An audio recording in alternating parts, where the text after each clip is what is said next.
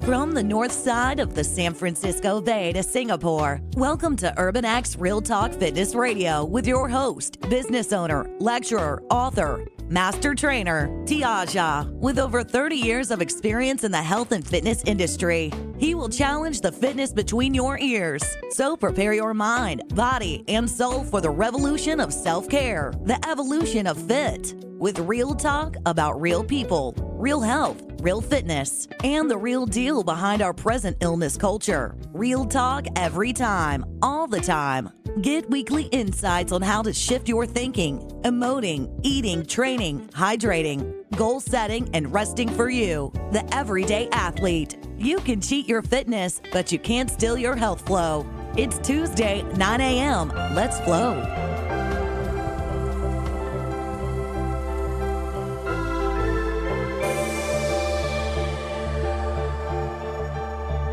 Welcome to Urban X Real Talk Fitness Radio, where we challenge the fitness between your ears. I'm your host, Tiaja. What is the root cause of diabetes? Well, perhaps if we could answer that, we'd had a better understanding of why nearly 500 million people throughout the world are either diabetic or pre-diabetic. In the United States alone, 30 million people suffer from type 2 diabetes, and that number is climbing exponentially every year. But is diabetes a disease caused in part by the Western diet? Well, before I answer that, let me provide a little context to assist your understanding. The first known mention of diabetes symptoms was in 1552 BC, when an ancient Egyptian physician documented frequent urination as a symptom of a mysterious disease that also caused emaciation. Also around this time, ancient healers noted that ants seemed to be attracted to the urine of people who had this disease. In 150 AD, the Greek physician Herodias described what we now call diabetes as the melting down of flesh and limbs into urine. From then on, physicians began to gain a better understanding about diabetes. Centuries later, people known as water tasters diagnosed diabetes by tasting the urine of people suspected to have it. If urine tasted sweet, diabetes was diagnosed. To acknowledge this feature, in 1675, the word mellitus, meaning honey, was added to the name diabetes, meaning siphon. It wasn't until the 1800s that scientists developed chemical tests to detect the presence of sugar in the urine. In the 1700s and 1800s, physicians began to realize that dietary changes could help manage diabetes, and they advised their patients to do things like eat only the fat and meat of animals or consume large amounts of sugar. In the early 1870s, a French physician noted that his diabetic patient's symptoms improved due to war-related food rationing, and he developed individualized diets as diabetes treatments. This led to the fad diets of the early 1900s, which included the oat cure, potato therapy, and the starvation diet. Also in the early 1900s, Frederick Banting, a physician in Ontario, Canada, first had the idea to use insulin to treat diabetes in 1920,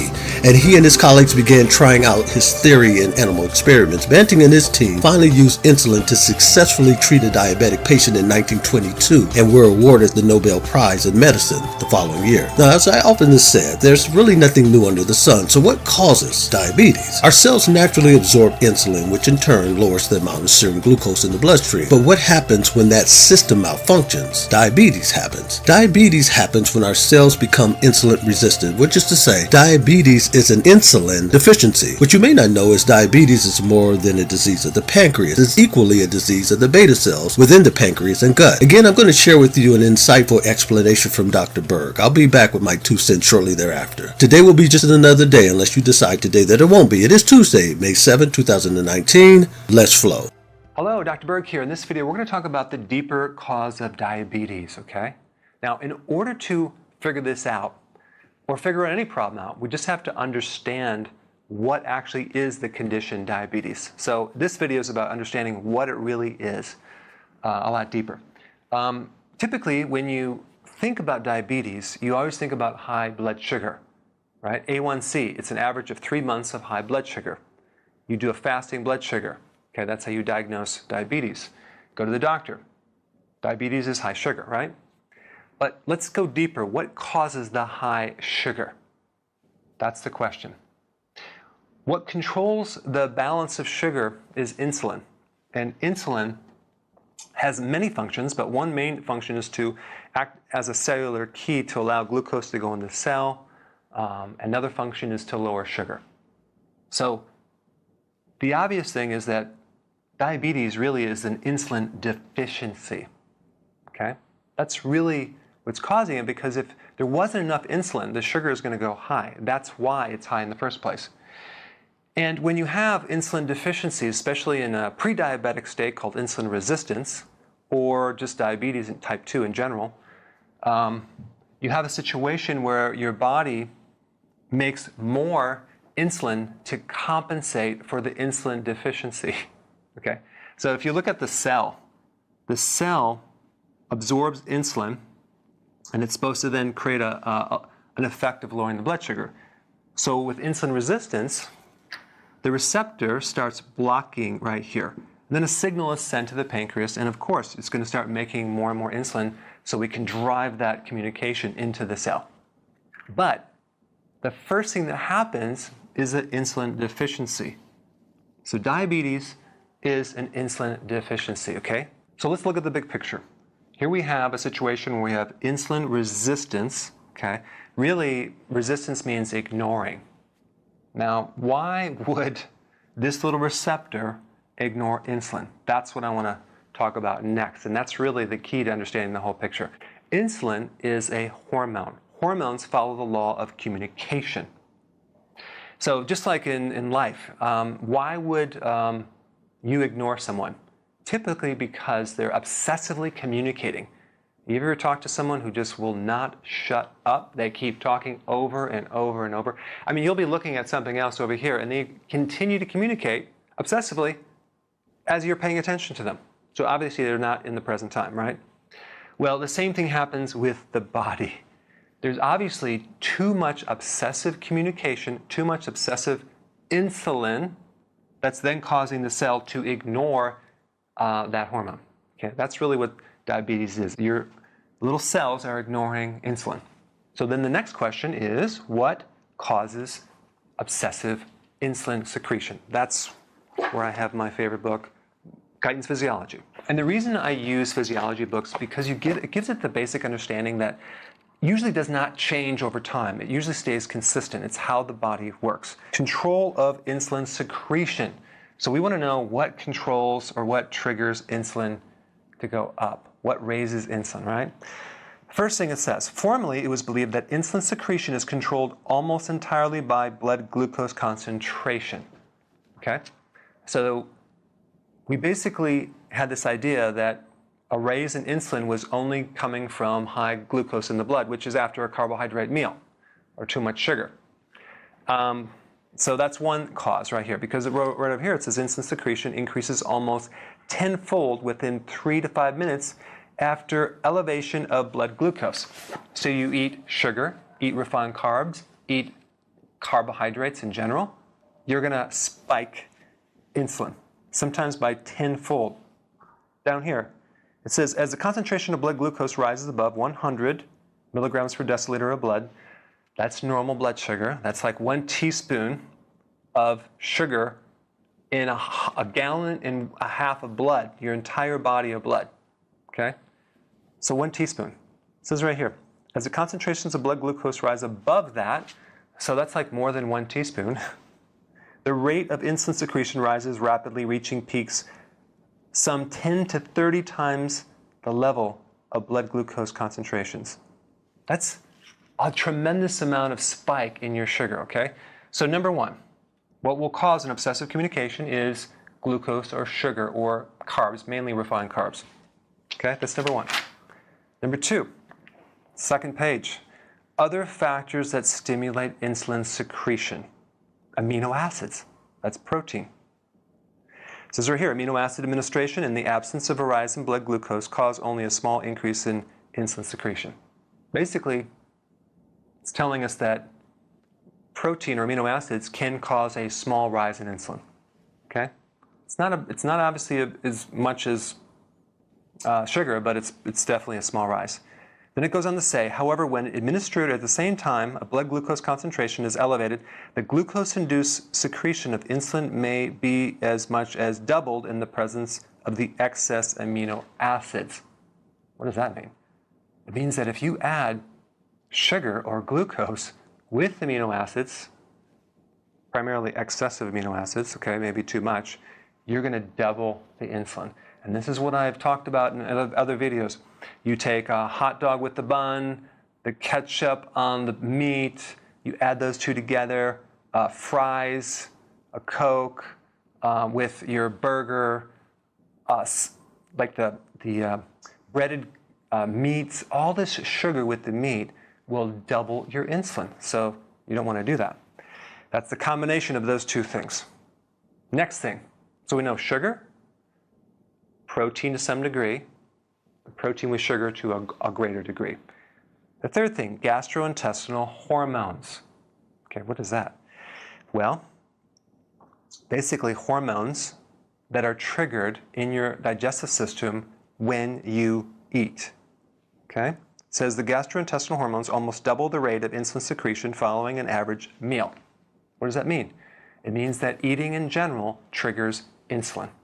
Okay? So we got sugar, protein, sugar with protein, and eating triggers insulin. Other hormones and the autonomic nervous system will also do it too. That's another trigger, mainly cortisol.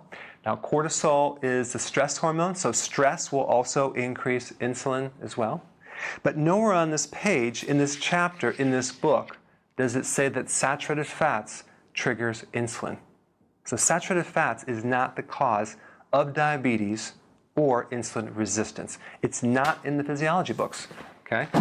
So really, this is why when you go on a intermittent fasting, ketogenic diet, you keep your carbs low, below like between 20 and 50 grams. When you don't have excessive protein, and you definitely don't combine protein with sugar, you're going to improve diabetes and insulin resistance, okay? That's really what's causing it. Does that make sense?